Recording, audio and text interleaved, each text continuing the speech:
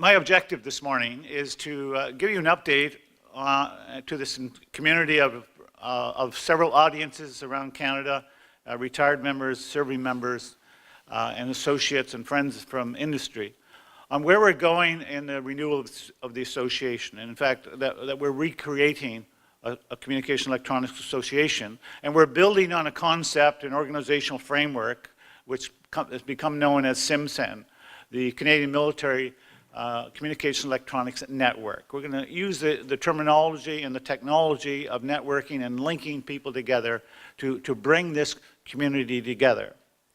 A year ago, this concept was introduced to the CNE Week. A group of us were working together to look at how we could bring this large family of ours together. Large family in the sense that you saw the numbers this morning from the branch advisor of over 7,500 people in uniform that wear that Jimmy Hat badge. 10% of the Canadian Forces. Veterans Affairs will tell you there are 750,000 veterans in Canada. It's not difficult to argue that we have at least 50,000 veterans of our branch, of our family. Okay, and that's the numbers we're talking about. That's the organization we're talking about. So a year ago, we received a mandate, a group of us received a mandate to establish a community organization, a framework that is inclusive, that is effective in addressing the needs of all members, serving, retired, family members in this extended communication electronics family. Now, how did we get here, and where are we right now? That's the subject today. That's my agenda this morning. I have a number of colleagues who are going to give you briefings on some action plans that we actually have undertaken and some progress that we've made in a number of different areas. But the road to renewal. It actually started with a bunch of graybeards, my good colleagues, the previous Colonel Commandant, Michel Charon, Pep Fraser, Kevin O'Keefe, the former branch advisor, Steve Sival, came together to develop a concept and offered to take on the task. We offered that the retired community, although this is clearly a serving and retired community challenge to bring this community together, we agreed that the retired community would do some of the heavy lifting initially. And we've done that. And that's what we have to report today. We were quite concerned about a number of issues. Collectively, we were concerned. But first of all, we were concerned about people and the importance of looking after our people. We have a terrific serving family, a regimental type concept, a branch that comes together of people who are in uniform. We take care of our own. We do a great job. The Chief of Military Personnel will talk about the continuum of care, that when people are in distress, when they have mental or physical injuries, we gather around them. We support people, we support our families. We are very proud of our Military Family Resource Center concept. However, when our people in uniform reach serious conditions, mental illness, physical injuries, and in some cases financial bankruptcy, they get released. That family that's held them together for 25, 30 years no longer exists. They become a retired person. They go through a transition, a significant transition and change in their life. We've had people retire with mental illness who have become recluse. We had lost contact with them. I'm currently working with a family in Gananoque, an officer who was released at age 45 with dementia. His family has applied for support from Veterans Affairs for benefits. He served 2 tours in Afghanistan and 1 tour on the first Gulf War. He cannot fill out an application required by Veterans Affairs. He has no memory. He is committed to lifetime care in an institution. His pension is supporting him. No veteran program. It doesn't seem to be a way for an advocate to interfere and support and get his documentation. He doesn't have his documentation. He doesn't have his medical records. He doesn't have his military records. That's just one example of the situation we put some of our veterans in after they leave this wonderful family. That's influenced some of us to say, okay, what can we do? What can we do more? We've had a number of commemorative events celebrating the World War I achievements, end of the Second World War, where this branch, the Jimmies, were not present because we didn't have an organization that brought us together to celebrate our heritage, that were contacts. It was only at rather last-minute opportunities where Chief Warrant Officer Boilard was able to rally our troops to get people nominated to receive awards from the government of France, such as Dave Hart received the Legion of Honor for their contribution for the liberation of France, and subsequent awards for liberation of Holland. We didn't have the organization that could bring all that together.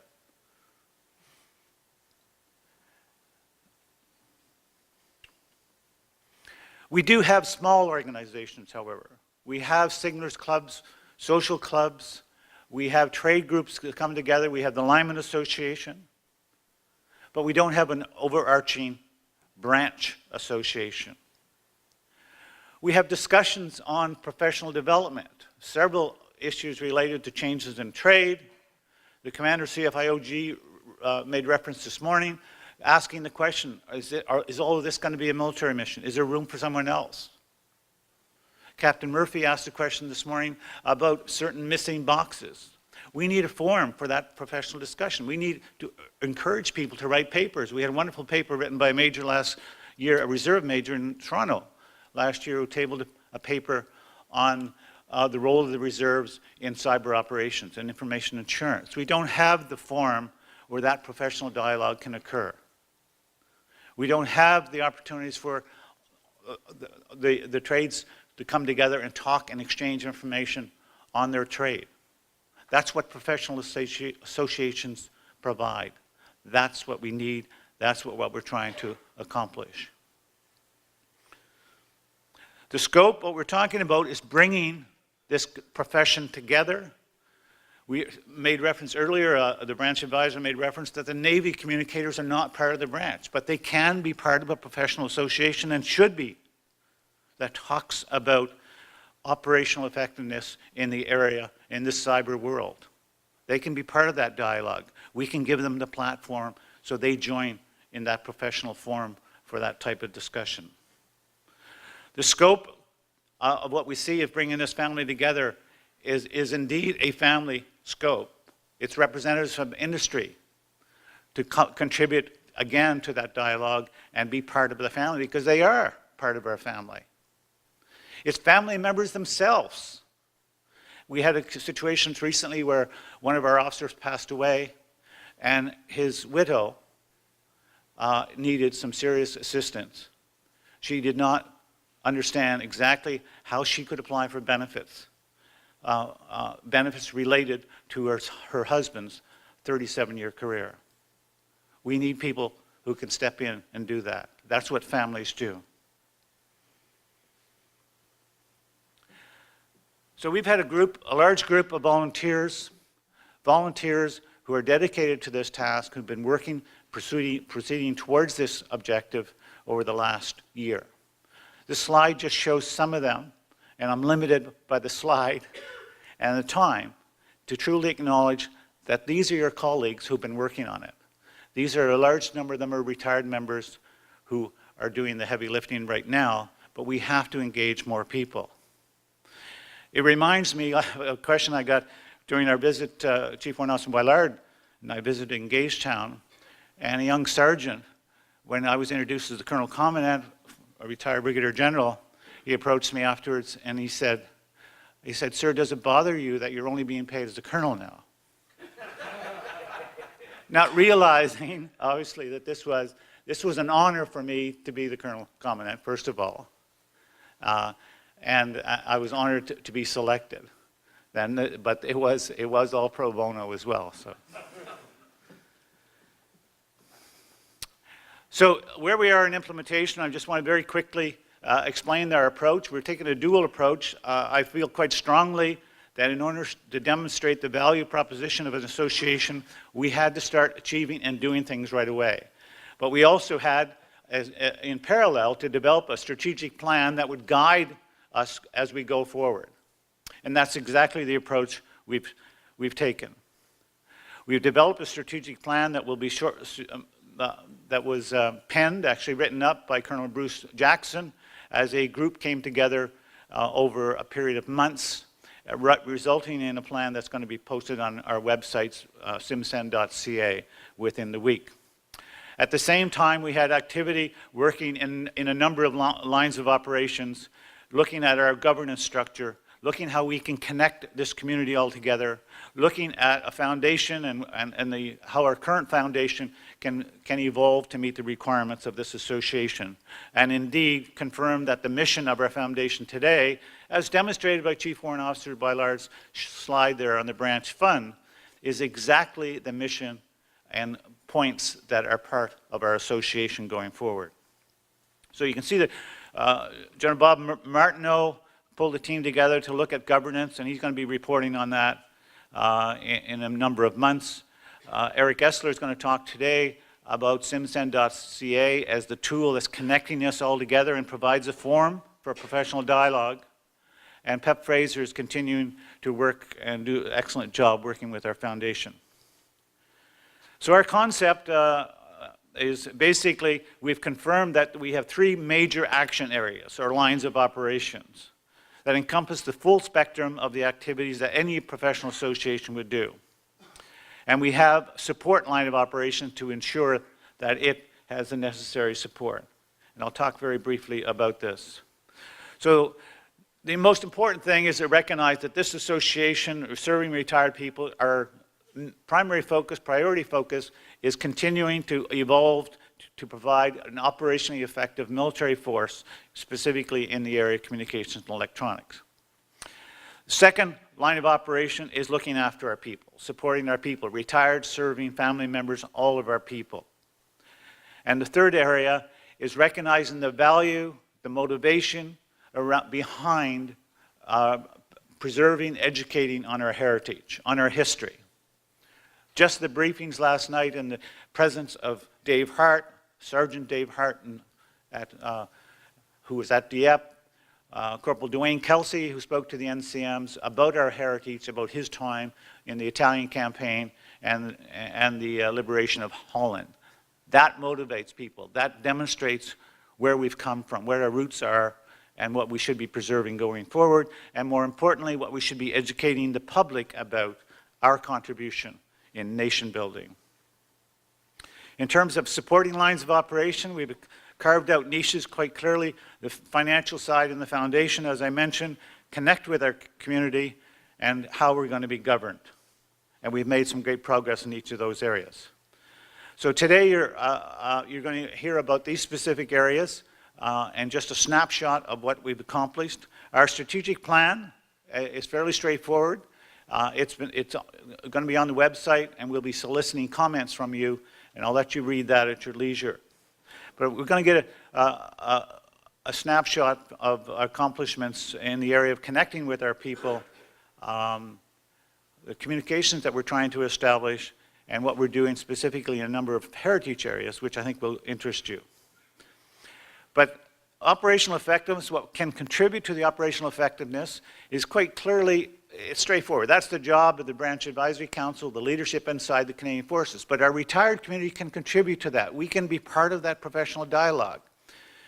The Canadian government has invested in a great deal of training and professional development of individuals such as myself, my colleagues, 35, 38, 40 years of service among many, who can continue to contribute and want to continue to contribute. They've chosen this as a vocation. They can continue to contribute in the dialogue that's going to carry on. And they can achieve things that perhaps people in the uniform cannot. So again, encouraging those professional papers. It happens within the Conference of Defense Association. It happens in other areas. We have many people who are not part of our branch writing papers on cyber ops. We have people in the academic world who are working in that area that can be part of all of this professional dialogue. On the governance strategy, as I mentioned, we're going to publish that paper shortly. Have you take a look at it.